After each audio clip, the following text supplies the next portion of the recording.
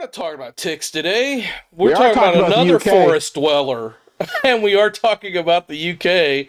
We're talking about a different forest dweller that lived in the Caledonian forest. Greg, what do you know about Merlin? I know about 1% of what you know about Merlin. Because I was reading I through bet you know a your lot. Oh, you went excitement. ahead and read it? I was like, wow, Willy. Wow.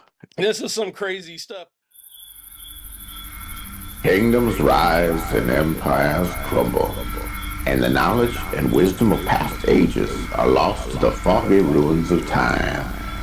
But for genuine seekers of truth, one place stands alone on a hill, shining brightly in the darkness. You, dear viewer, have reached the Hidden Citadel.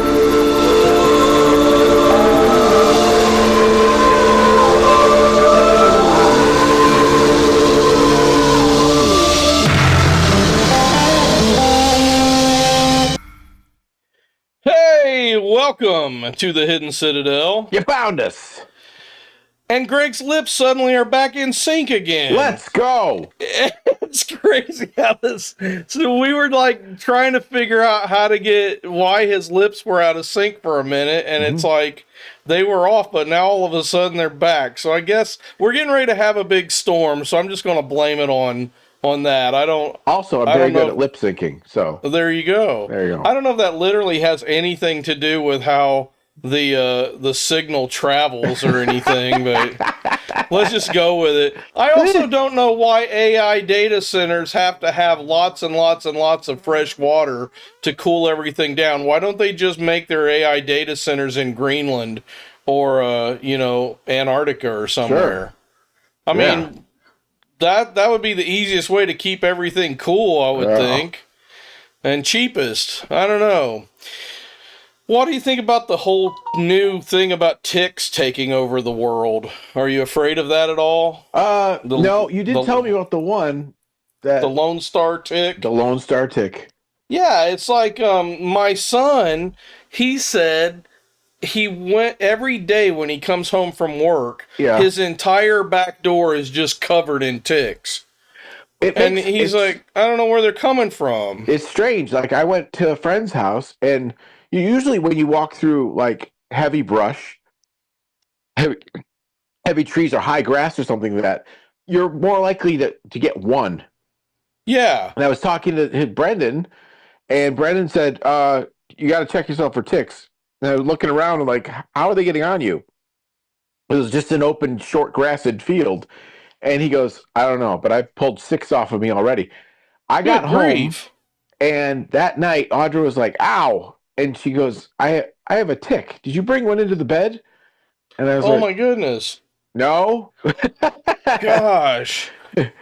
Well, keep on alert for the Lone Star tick. So here's a little tidbit that I picked up off of some doctor on Instagram. Yeah. Basically, it takes a tick about 24 hours to inject all of its toxins into your body, because a tick's primary objective is it wants to suck your blood out of your body. Yeah. And so it's like, as it's breathing, I guess, is how the infection gets in. Yeah. So any time before 24 hours, you're less likely to get any kind of an infection from a tick. But it said that a lot of the traditional ways of getting rid of a tick, like burning it with a match or squeezing it or anything like that, is not necessarily good, because when you squeeze the tick, all of the infection that's inside of it shoots into your body. So it said that you're better off to get some really fine-nosed or fine-pointed tweezers and put it down by the head of the tick, and then pull up and try to get the whole proboscis out of your body in one swift movement. Audra just did Aquaphor, and she just put it on the tick, and the tick was like aggravated and pulled out. And just, I've heard about that too, but for some reason the doctor said that's not necessarily good either, because when the tick, you cover the tick up, Yeah. it smothers the tick, and one of the things that it does is it breathes out Yeah. and kind of Makes sense. yeah, so it's like they're like that's a better way of doing it than burning it, but Yeah. it's definitely not necessarily totally the safest way to do it. So I would tell her to just kind of monitor that for a good day or two, Oh, and this just was make. weeks ago. Oh, Yeah. okay. If she hasn't had any bullseye spots or anything, Gideon, when we were in Ireland, we picked him up from Indiana from visiting my mom and dad the couple days before we left for Ireland. Yeah. And he had gotten a tick behind his ear. Ooh. And it had been there for like 3 or 4 weeks. And all of a sudden, Gideon was starting to get sick. He had a rash on his chest right before we left, and we were like, did you get like into poison ivy or something in Indiana? And he's like, I don't know. And we took him to the doctor, and the doctor said it's probably just his detergent. Yeah. You might want to switch a detergent. So we did, but that didn't fix it. So we went back like a couple days later, and the doctor's like, well, I'll give him some antibiotics. So they put him on amoxicillin. Mm-hmm. And so he took that with him when we went to Ireland. And he ran out of the medicine, and he just kept getting sicker and sicker and sicker, started running a really high fever, spots were all over him and everything, and he was like, we were practically dragging him around. Wow. Because he couldn't. And it turned out Trevor took him to a doctor and said, can you test him for Rocky Mountain spotted fever? And the doctor was like, we don't have ticks in Ireland. And she's like, yeah, but he was at his grandma's house in Indiana, and there are a lot of deer ticks there. Yeah. So the doctor tested him, and sure enough, it was Rocky Mountain spotted fever, and we found a tick behind his ear. That's kind of how we knew it was might be that. And it had like lodged itself right in there, and it was hard getting that thing out. Yeah. And so basically, they put him on a course of doxycycline or whatever, Mm-hmm. and within like a couple days, he was back to his normal self, and he felt fine. And so you just got to be careful when it comes to ticks, because they'll hide in all sorts of little spaces, and the doctor didn't even notice it when she examined him. So it's a crazy thing. And the other doctor, so get this. Guess where now they're having a big tick infestation? Ireland.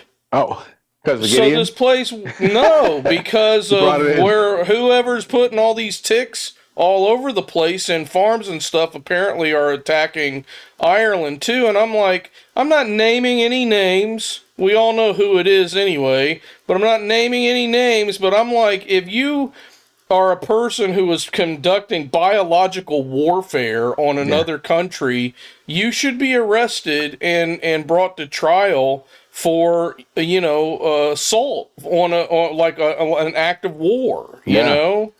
And whether they are attacking their own citizens or they're attacking citizens in another country, I don't care who they are or how rich they are, they need to be brought to justice. It's ridiculous. Truth. Anyway, we're not talking about ticks today. We're We are talking about another UK. forest dweller. And we are talking about the UK. We're talking about a different forest dweller that lived in the Caledonian forest. Greg, what do you know about Merlin? I know about 1% of what you know about Merlin. Because I was reading through. I bet you know a lot. Oh, you went ahead and read it? I was like, wow, Willie. Wow. This is some crazy stuff. Let's just talk about what everybody knows about Merlin. Yeah. So go ahead and kind of just give me the basic, run of the mill. This is what people know about Merlin. I think the standard, the conventional Merlin definition is almost a sage wizard who oversaw the crowning of King Arthur. There was a sword and a stone. There was an overseer. He was, a wizard with real magic. He was, it's funny. He's very much a Gandalf, or even it's funny. The more that I conceptualize him now, to me he's more like Samuel in the Bible with David. Like, I mean, they'd go to him. Have you seen the David series on Prime? I've seen the advertisement for it, but I haven't watched it yet. But I really want to. The House of David. Yeah, the house. So Samuel in there, he's an old guy, but he is no joke. Like he is Oh yeah. like he puts to death that Aga Bashan or whatever. Oh wow. No, the Amalekite. The Amalekite guy. king. What was that? Was that Og or was that another guy? No, that was a different guy. Okay. That was Amhalek or something like that. Yeah, and he was the Amalekite. Yeah. So, but that's what like Merlin to me, because the way he just wandered and went, and then they're all like, whatever he says goes. Yeah. What he produces is supernatural. Like he just seemed like Samuel.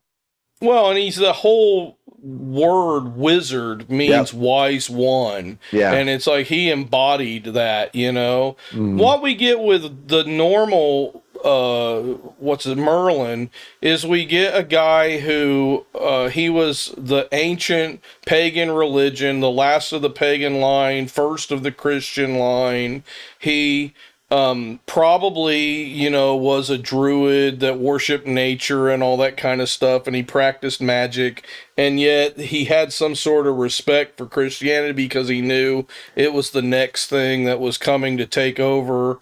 He was a prophet in a sense. He also had like a battle with different wizardesses and things like that. Mm-hmm. And he was responsible for do what?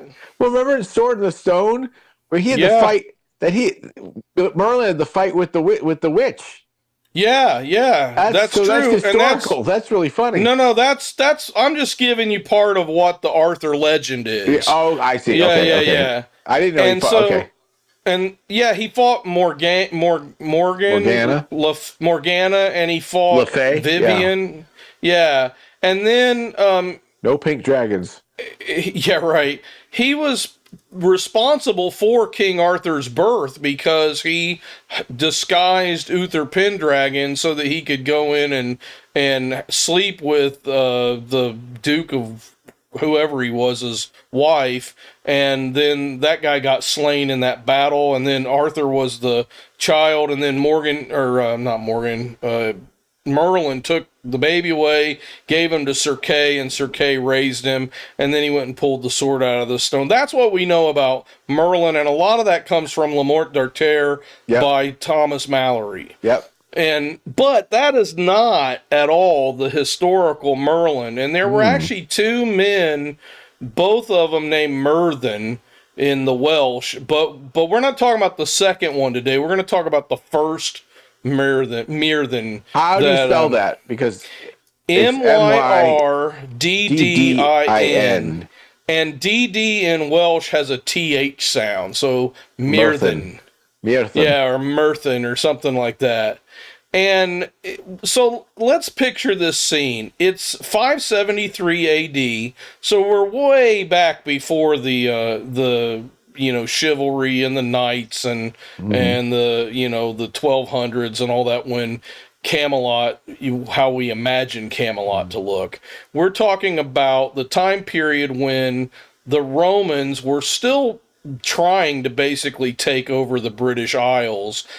And this is 200 years after they converted to Christianity with Constantine. One of the things that we've got this friend that we've kind of made friends with named Alan over at, what is Alan's channel? It's the biblical and historical, I don't know. I will put a link or a little link up here to Alan's channel. So that people can go check it out. But he talks a lot about how the Romans were basically not the first Christians that came, and that Constantine was actually born in the British Isles, and he brought his Culdee religion, Christianity, to the Council of Nicaea, and that's why a big chunk of the Christian doctrine that was accepted originated with the Culdee Church, which was the church founded allegedly by Joseph of Arimathea, Philip, Paul, and Mary, Jesus' mother, and the Bethany family of Mary, Martha, and Lazarus.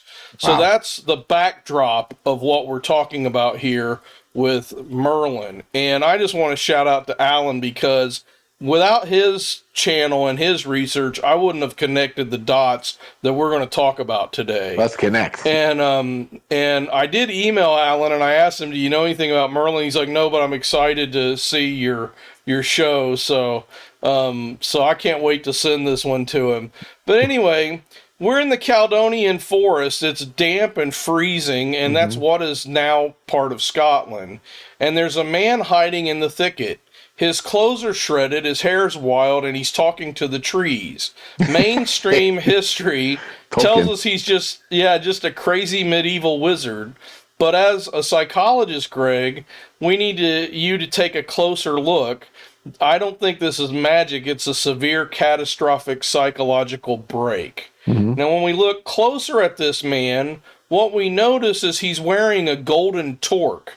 And a torque is a metal wrap that goes around your neck that signifies that you are actually a king. If you were wearing a gold torque, you are a king. If you're wearing a silver torque, you're one of the princes or a lieutenant or a knight of a king. If you're wearing a brass or a copper torque, you're further down the line. So the different metals represent the hierarchy of where you are in society.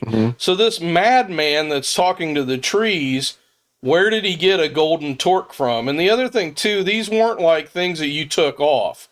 They were put on your neck and like fashioned onto your neck to the point where it couldn't come off easily. So this is something this guy's always worn.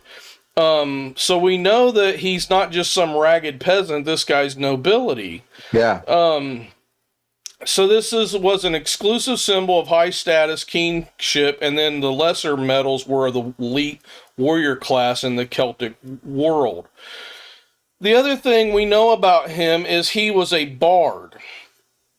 And a lot of times people, when you say the word bard, they associate that with somebody like Shakespeare that's just a guy that writes poetry or music. But that's not what a bard was in 500 AD in the British Isles. Do you know anything about the training of bards other than from my book, The Sacred Fire? I think I talked about it in there. No, it just sounds something from the South when you lend something to somebody and they borrowed it. He borrowed it. That's something I borrowed. Kind of like the homeless guy that borrowed my lawnmower and never brought it back. Never get it back. Permanently barred. Think about this. Okay, you are a psychologist. Yeah. How many years of school does it take to become a psychologist? 5 on average. On average, 5 years, but not really, because you also have to consider that you spent 12 years in school learning. Oh, that part. Well, I mean, just and then you had your program is usually 5. Yeah, then you have 4 more years in college. 13th through 16th grade, yeah. Yeah, so you're talking 16, 17 years for that, and then another 5 years on top of that. Double deuce. In order to be a bard, it was a minimum of a 20-year study.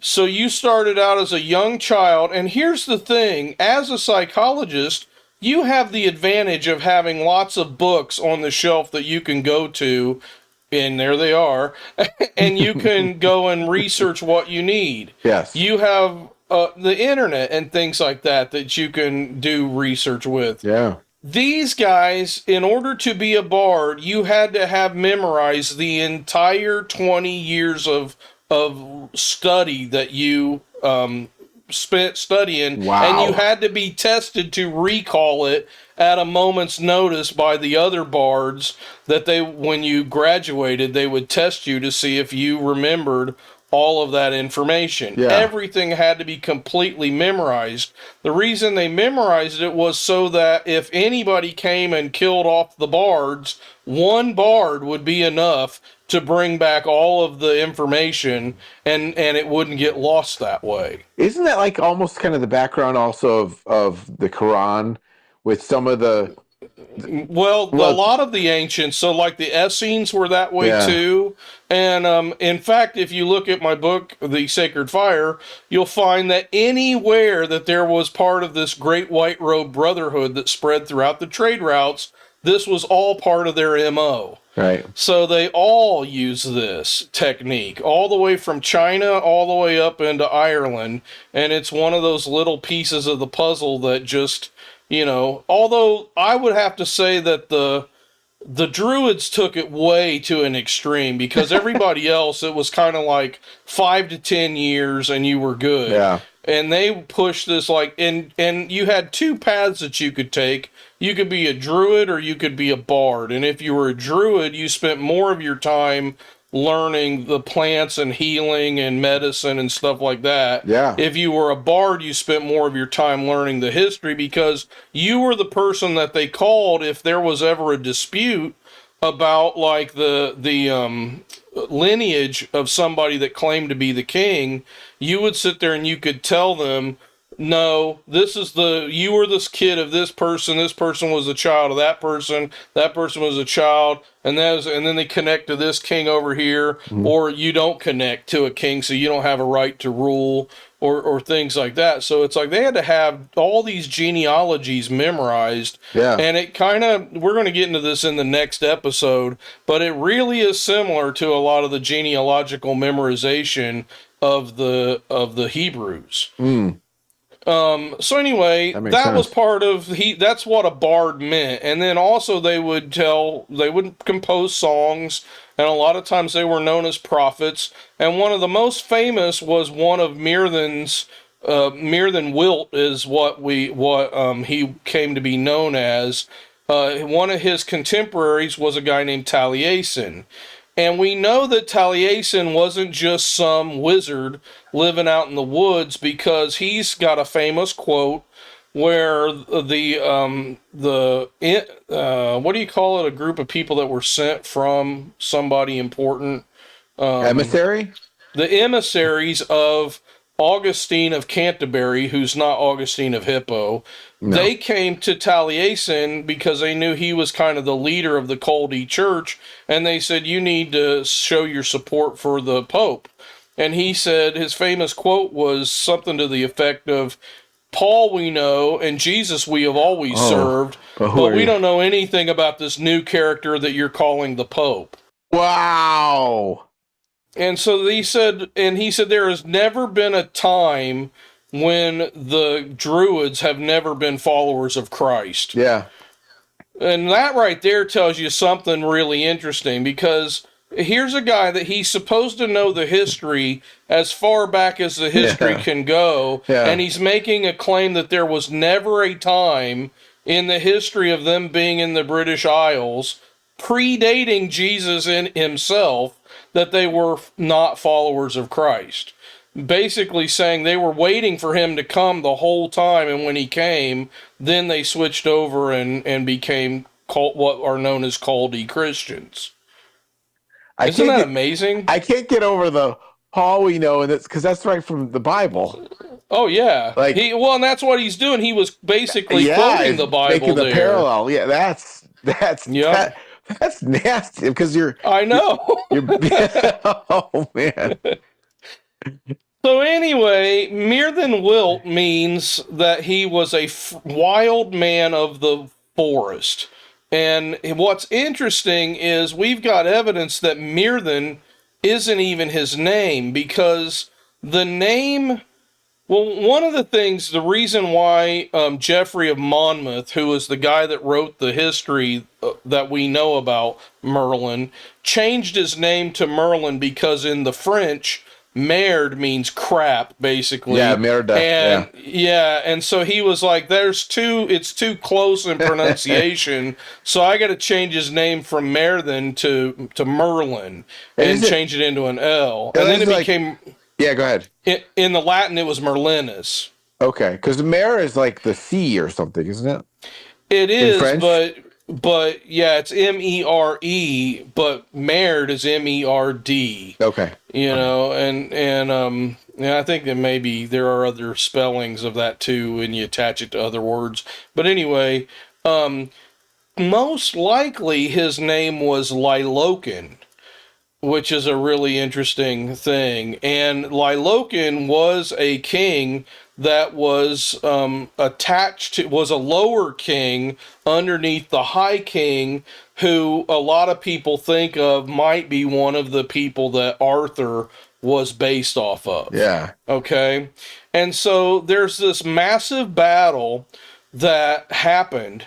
And I'm trying to get to the battle. What is the name of the battle? I had it right here. Hastings. No, it wasn't Hastings, although that was an interesting battle. It was, Arfderydd. And that has nothing to do with monkey. But Arfderydd was a massive battle. My Welsh is, I know that somewhere in my family history I have Welsh. Yeah. But the names and the words that they use they just blow me away. I can't wrap my head around how Welsh works.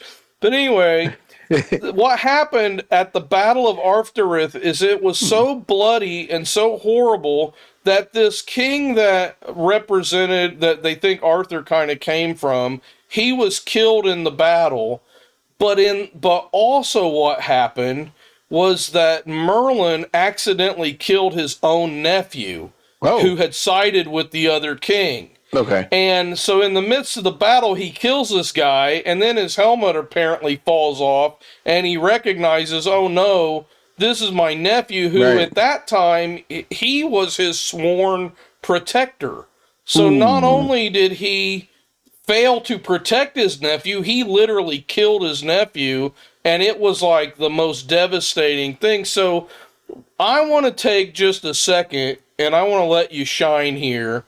Can you talk to us from a psychological point of view, what's probably going on in Merlin's mind after the Battle of Arfderydd? With killing the nephew? Killing the nephew, losing his King Arthur, or whoever, I forget the guy's real name, but the guy that, they base King Arthur off of, and his whole group basically got slaughtered too. He was like one of the few survivors. Well, it'd be kind of like an existential psychology, because what happens is when the initial definition of who you think you are, which is a German word called Eigenwelt, and when you are, I'm sorry, Jawohl, Gewalt, Eigenwelt is Eigen is it's one with self. It's where you understand who you are.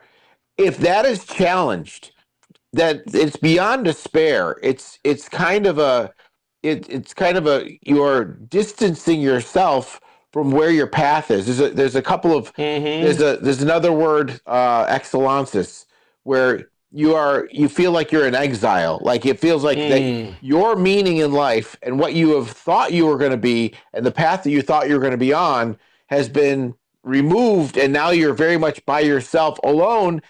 But the loneliness is really away from your meaning. And that's where the Eigenwelt derives its meaning. Wow. Your meaning is what you think you are in your path in life, and we are taken from that. Then it's just You've just described my life after retiring from the ministry. But anyway, keep going. Eigenwelt. So Eigenwelt. But it's by a guy named Rollo May. He's the existential psychologist. But really, when you remove yourself from what your meaning is, then that's where you're in that excellensis, which is exile. It's from the same word, from the same root as exile.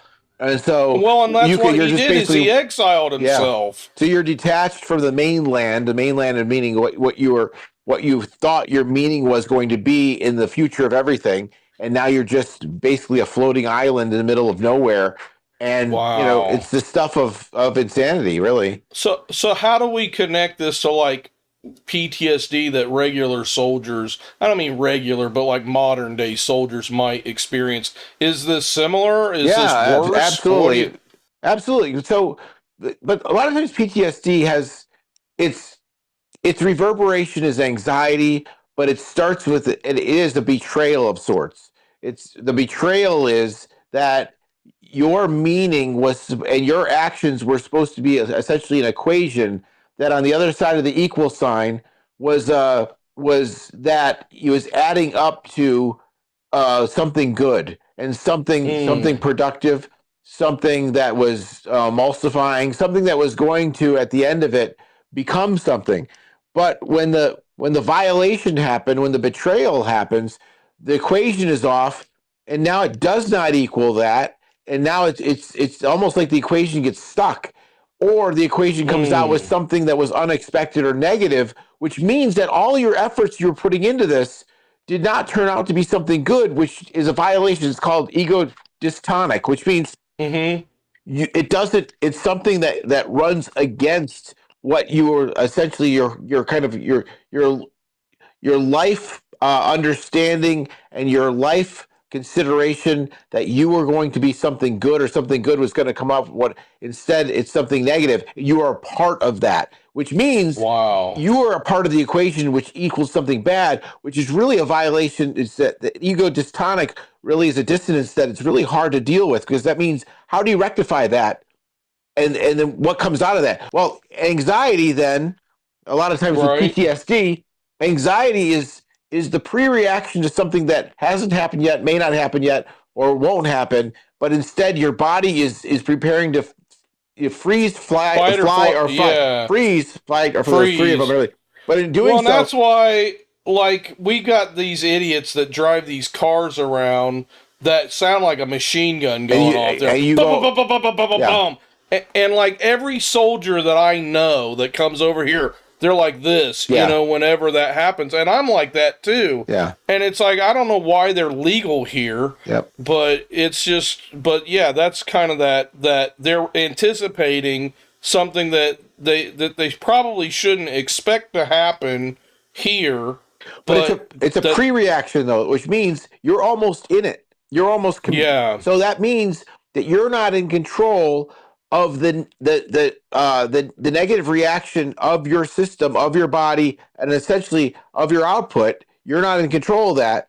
Instead, it's reacting on its own, which, going back to what I was saying before, the betrayal is you thought your efforts, your efficacy was going to end in something good. Instead, now it's chaos. Now anything can happen Mm, at any time. And by the way, freezing, flying, or fighting, none of those three are considered morally good for anybody. right. Well, I found the what it is. So the true king Arthur at Arfderydd. Mainstream history claims that Arthur died at Comlin in 537, but in the Annals of Cambria, the Welsh annals, they link the timeline of Arthur archetype directly to the northern coalition that collapsed at Arfderydd in 573. Mm-hmm. So Myrddin's patron king is Gwynthelu, Mm-hmm. represented at the last grand stand of the independent Celtic Northern Alliance. And when he fell, the Arthurian age of a unified independent Britain truly died, with what was called the Massacre of the 80,000. Wow. So that was a lot of dead people that Myrddin would have fled from, Yeah. basically. So the medieval triads, which that's the Mabinogion, which is the Welsh poetry that kind of combines the whole history of Wales, Right. and they're called the triads because they're in triplets instead of or triplets, rather than quatrains. Quatrains. Yeah. So the triads claim that the Battle of Arfderydd was one of the 3 frivolous battles of Britain, sparked over something as absurd as a lark's nest, but it I don't understand what that was about, but it resulted in apocalyptic slaughter. I didn't get a chance to look that part of the history up, and if anybody knows, let's just leave put it in the comments. But it resulted in an apocalyptic slaughter, and Myrddin didn't just see a skirmish. He saw the literal extinction of his entire political and spiritual support network in a single afternoon. Yeah. The only one apparently that survived that wasn't at that battle was Taliesin, because later it talks about how Taliesin would go out and visit Myrddin while he was talking to the trees and everything. So this kind of explains why Myrddin was hiding in the woods. He didn't just go silent, and then he composed a lot of poems. One of them was called Ir Affalanau, which means the apple trees that survived. So not everything he wrote survived, but what he did is really interesting, because some of the things that he says in it literally has nothing to do with what we would expect a pagan druid would be talking about. Oh, okay. That's right. Wait, time out. Okay. When he said he's in the the forest writing poetry, I'm thinking of the Rush song. There is unrest in the forest. There is trouble in the trees. But the maples want more sunlight, to him, and the oaks refuse their pleas. I wouldn't be surprised if they're not referring to this story through that. Neil you Peart, know, yeah. Yeah, because Neil Peart would definitely be aware of the Monmouth stuff. I mean, that's just the kind of thing that he would know about. Oh, definitely. You know? Yeah. So then, okay, so to outwardly, these things that Myrddin's talking about look like the ramblings of a madman talking to apple orchards. But to us, we're looking at them as some kind of encrypted hidden meaning.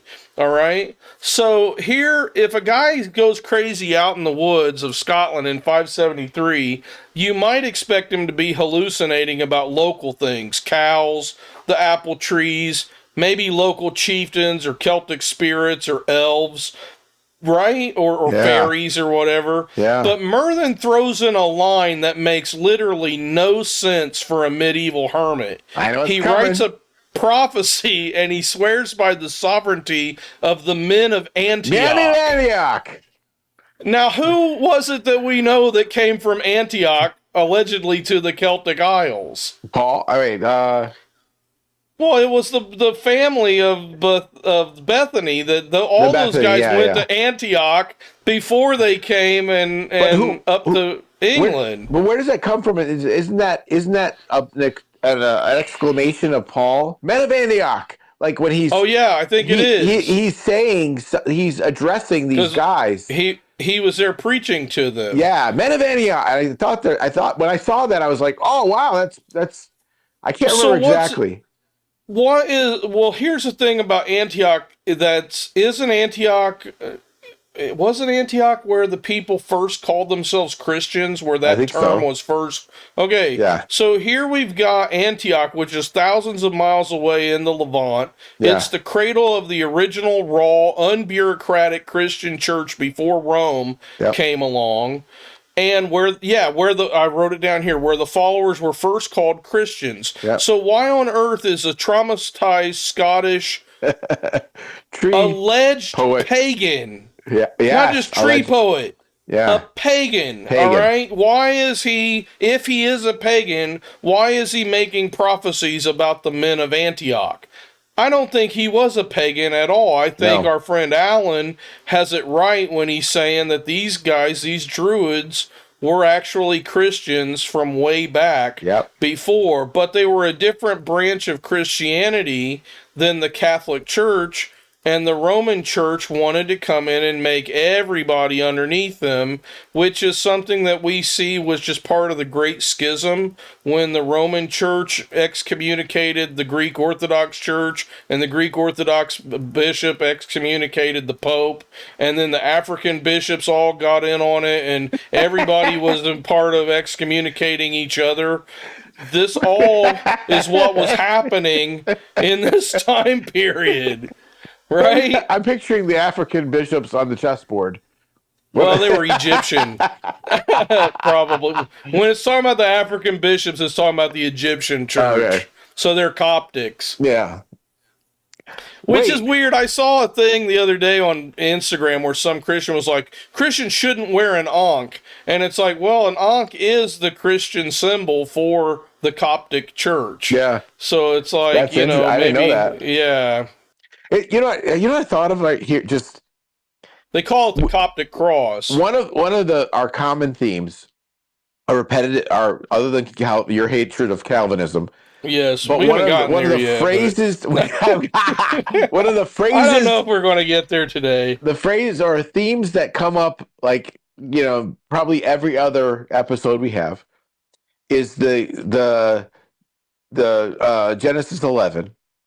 Yeah. No, Genesis 6. Tower of Babel. Yeah, Tower of Babel. Genesis 11. Right. And the Fallen Watchers. Yeah. Yeah. And 6. So I'm just thinking, you know, when their languages were confused, and they were scattered, how were they scattered? Like, how do we? I don't think this scattering comes from the Tower of Babel. Well, what I'm saying is, well, I mean, certainly, you know, prophecy and everything that could be carried. What I'm saying is, we know that things can happen, like Philip and the eunuch and Enoch. Yeah. What if it was just like the door to the whole earth? That would be interesting. They just all just went, or just scattered, like literally. That's a possibility. And so that would be really interesting. Yeah. That is. We need to do a whole episode just dedicated to that idea. But that would. But I don't think that's where these people came from. Yeah. Well, no, I know. These are called the Tuatha De Danann. The Tuatha De Danann. We know them. The Irish. These are the people of the goddess Danu, but that's not really what that means. Mm-hmm. They're the people of Dan.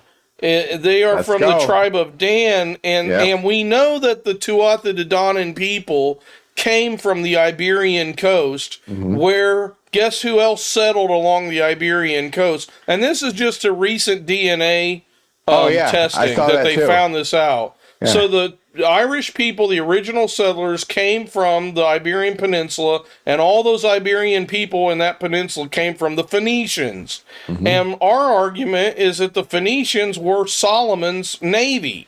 Yes. And then they eventually became their own group of people. But so we'll get back to that in the next episode. So that's a little cliffhanger to come back next week. Let's go. But so we're talking about these men of Antioch that he's prophesying by, and swears that there's a sovereignty of the men of Antioch, basically saying that they're going to rise up and throw off the Roman church eventually. In other words, what he's basically saying is that a true Christian church will eventually rise up and cast off the shackles of Rome, you know, trying to take over. And I don't know if you want to call the Anglican Church, but here, at least they're not Calvinists. So I'll throw that in there. But they, but here's the thing.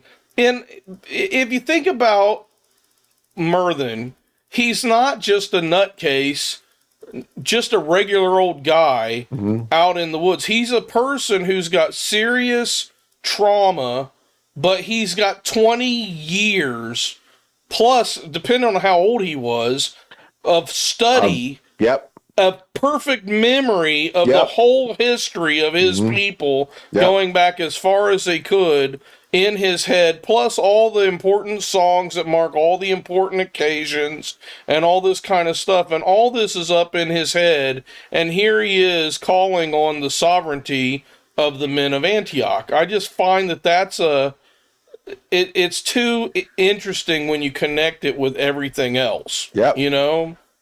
What do you think about that? That's just the whole men of Antioch thing just blows my mind. Just well, who heard him say, like, where did that come from? Like, where is it written? Like, when does it?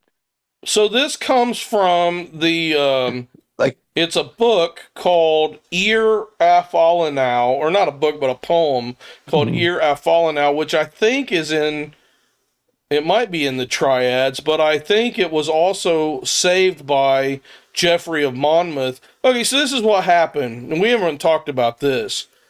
Geoffrey of Monmouth was an ecclesiastical person pretty high up in the Roman Church. And he wrote the first book, and let me see if I can find the name of it. It was, I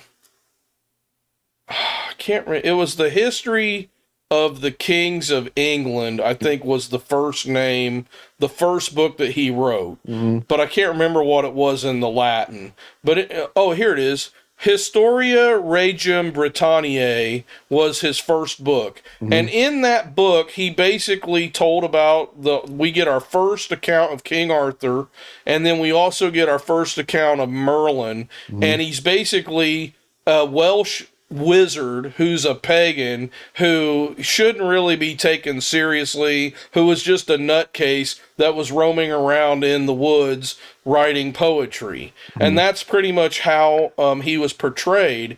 And what happened is this history of the British kings was a massive success. And everybody wanted a copy of it. And so it was one of the more copied books that were around. Well, guess what? There were still Welsh Culdee Christians around during the time of Monmouth who said, wait a minute, we have Merlin's prophecies and that we have collected, and they are critical to us. He wasn't just a madman out in the woods. He was actually, and if we go back to his real name wasn't even Myrddin, Yeah. which means madman, it's like they were really offended by it. And so a few years later, after the other one, then it seems almost like Geoffrey was forced to rewrite a more accurate history of Merlin's life, which they call the Vita Merlini, which is a lot closer, but Merlin's life. Yeah. he still tries to make it out. So it's almost like he was trying to appease all these Welsh nobles so that they wouldn't rise up and start a war. Mm. And so but the very last thing in the Vita Merlini that Monmouth does is he has Merlin talking to, I think it was his sister, and he basically says, I have nothing left to say, and he sits down and he never says anything else for the rest of his life. Wow. So what Monmouth is really basically saying is, we don't care about the prophecies that Merlin allegedly made. That's not We're the wise. church. Yeah, we're Yeah. the church, and he shut his mouth, and so we're not accepting any of his words as something that we should go by. And so that was sort of the way that he ended his book. Now, a lot of times when you look at that, you think, okay, well, he could be saying, yeah, he's a pagan, and we don't, we're not accepting his words because he's a pagan and not a Christian. But why would all of these Welsh Christians look at him as a saint and regard his words as prophetic, Right. if he was just some pagan? Yeah. And the weird thing is, like, a lot of I don't have a list of the prophecies that some people claim came true, Mhm. but he's one of those people, kind of like, who was the guy that had the prophecy of the popes, where, I can't remember, it was one of the saints, and he made a prophecy about all these popes up until Jesus comes back. Oh. And most of them Yeah. were pretty accurate. Well, a lot of people say that Merlin, and we've talked on the other channel about Thomas the Rhymer. Yes. And Thomas the Rhymer was another one who a lot of people regarded his prophecies as actual truth that actually came true. Mm-hmm. And so basically the church is saying we have authority over here, and we're not giving any account to them. And so really what happened was going on is that the Roman Church was trying to push more and more and more of their authority. And the Culdees were kind of stamped out, but then later in the Middle Ages, they came back as sort of one of the first Reformation groups that appeared in the British Isles. Right. And so sometimes when you look up information about the Culdees, they'll be like, oh yeah, they were a Middle Ages Reformation group. But then if you really study, it's like, no, they were way before on the scene before that. It's just that they kind of got stamped out and then they came back. But what happened with the Reformation, which is kind of an interesting thing, is the idea of people being forced to read the Bible in Latin was a big push by the Catholic Church to basically say that only the educated people that have been educated by us are allowed to read the Bible. Right. Whereas these Culdees, they had some information, which we're going to get into in the next episode, that might be, really pointing to something far deeper that we don't have access to anymore. Right. Mainly because they memorized a lot of it rather than writing it down. And this is going to, just a little cliffhanger for next time, this is going to take us all the way back to Solomon, which I think will be a really fun and exciting episode.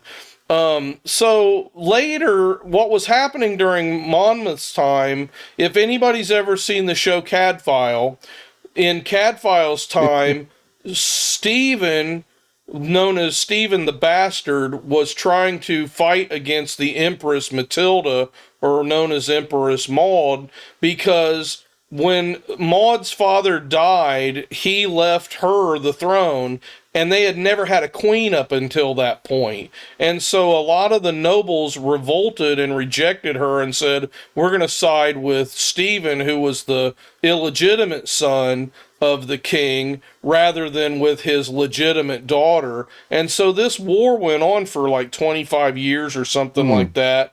And it really tore the country apart. And this is what was going on when Geoffrey was writing about King Arthur. And it was almost like he was trying to say, look, King Arthur was this great noble king that once lived, and he was under the authority of the Roman Church, and he was this awesome Catholic Christian and all this kind of stuff. And so he was really romanticizing, that's where this word comes from, the whole story of King Arthur. Right. And he was trying to put the Merlin figure as sort of all of this stuff that you guys are putting forth as other evidences of legitimacy.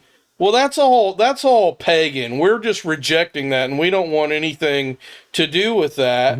And so that's kind of why he flips Merlin into, I'm taking away his real name, which, just for everybody so that they know, what did I say his real name was? Lilokin. I'm going to take his real name away, and then I'm going to give him this name that basically means wandering madman, because, and just for people like Greg that like this, the Merv means insane, and M-E-R, means crazy, and the word Godonio is the word for human, person, or man, and so when you put them together in Welsh, it makes the name Myrddin. So it's an insane man, basically. And then Wyllt means he's a wild man. So he's an insane man living out in the woods. Yeah, so he doesn't even give him a real name, you know?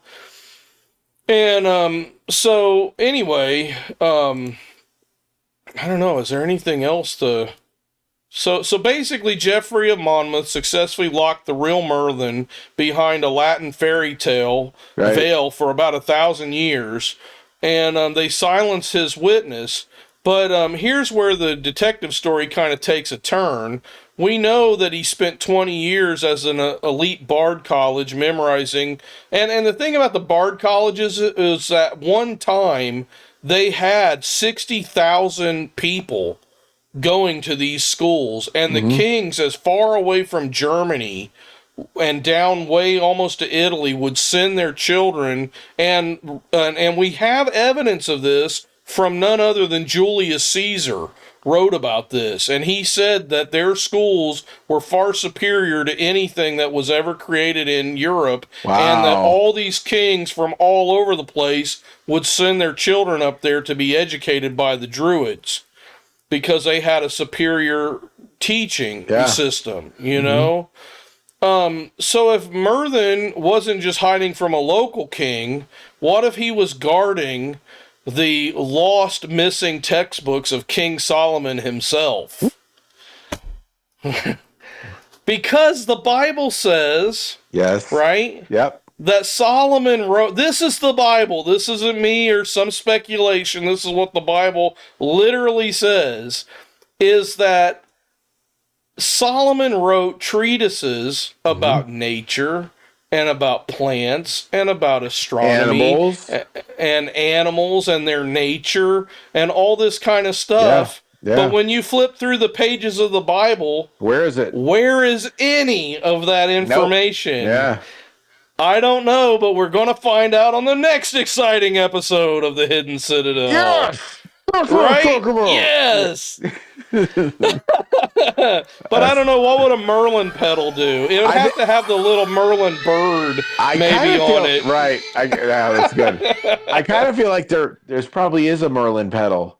Like, there might be. Maybe it's the Myrddin pedal. Yeah. Ooh, so there we go. The Myrddin Wyllt. Yeah. The Myrddin Wyllt. I think you got to say it like that. The Myrddin Wyllt. Myrddin Wyllt. Myrddin Wyllt.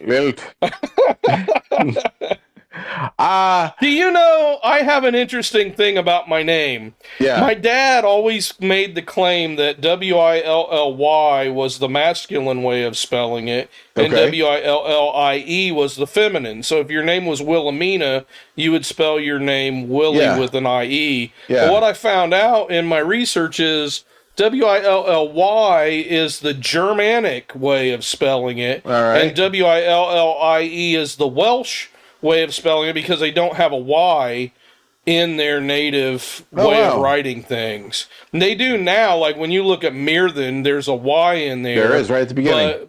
But originally they didn't have it, and so Willy, derivative of William the Conqueror, became spelled with an IE. So every time you see it with an IE, that's of Welsh descent, and whenever you see it with a Y, it's of German descent.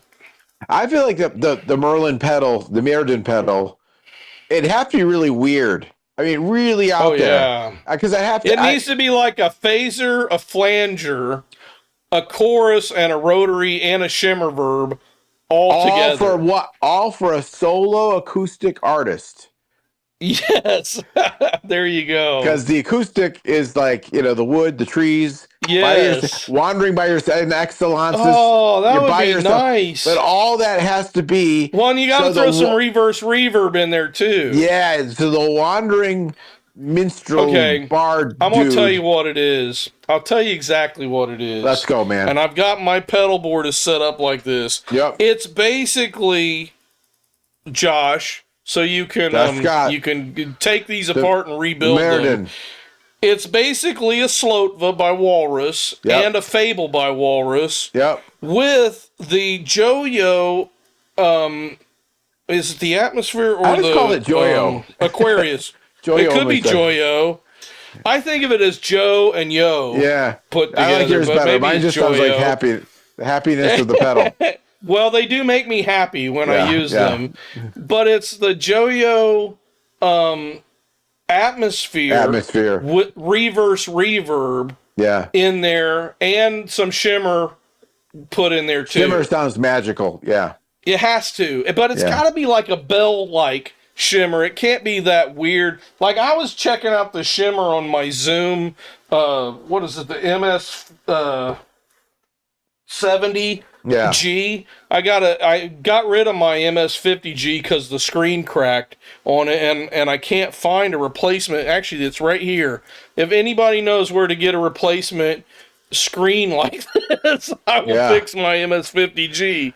But anyway, it cracks. So I've been using the other one, and I don't like the shimmer on there. The shimmer on my Atmosphere sounds great. Yeah. But the shimmer on the MS-70 Zoom doesn't sound good at all because it's like this harsh icicle kind of sound. And I think shimmer needs to sound like tinkling bells. Yeah. Or something, especially if it's a Merlin kind of pedal. It's got to be, you know, enchanted or something. Completely. It can't be, you know, with like little pentatonic sparkles that go up.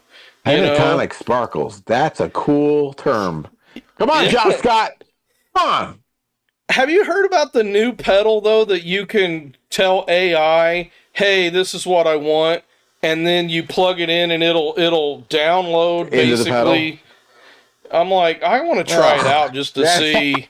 I just want to know what it's like, because you can describe pedals like what we're doing, and then it'll make a patch for it, you know. But it'd be better if Josh would do it. Yeah, 99% of you know, fearful humanity is going, no. Yeah, no. and then there's Willy who's like, let's go, and here's why. Yeah. You know what? I don't like AI that much, but I do think it's a fun toy to play with, but I think it needs to be kept in its place. That's definitely the truth. Yeah. So, we didn't even tell about our merch. It was up there if everybody wanted to check it out. Go buy our books. That's right. Yeah. Fantastic Flying Frogs, Brothers Graham, more books. We're working on a really cool book right now, and I got a feeling that this whole Myrddin thing could probably turn into a book. Yes. Yeah, it should. it might be the sequel to Sacred Fire. Yes. You know, I think Fire. that it might need to happen. Yeah. So anyway, I don't know. Is there anything we need to tell them? Just join forces with us. Yeah. Yeah, Find us, subscribe, tell your Yeah. friends. We're over on Facebook. There's a new Hidden Citadel page that you can go be a part of, and it's at Facebook. Get our t-shirts, or get a Eufy shirt. And until next time, stay in the Citadel, because night is coming.